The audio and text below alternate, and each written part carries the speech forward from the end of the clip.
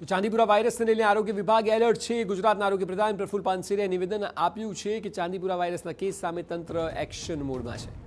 વડોદરા અને હિંમતનગરની સિવિલ હોસ્પિટલમાં વાયરસથી મોત થયા છે। વિસનગરના એક સંક્રમિત બાળકની વડનગરમાં સારવાર ચાલી રહી છે। સોશિયલ મીડિયામાં ફેલાતી અફવાઓ પર ધ્યાન ન આપવા માટે પણ વિનંતી કરાઈ છે અને બાળકોમાં સખત તાવ આવવો કે મગજ સુધી તાવ પહોંચે તો હોસ્પિટલનો સંપર્ક કરવાનું કહેવાયું છે। ચાંદીપુરાના કેસ મળ્યા હતા તેવા 61 ગામો અને વિસ્તારોમાં સર્વે હાથ ધરાયો છે।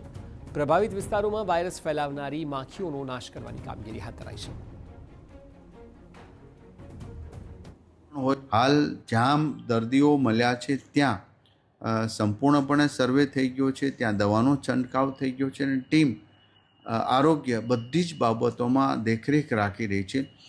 બીજી વાત પણ આરોગ્યને અધિકારીઓને સૂચના આપવામાં આવી છે કે દરેક ચાઇલ્ડ સ્પેશિયાલિસ્ટ હોય એની સાથે પણ સંકલન કે સંપર્ક રાખે। આવા દર્દીઓ કે કોઈ આ ટાઈપના સિમ્ટમ્સ હોય કોઈ બાળકને તો તુરંત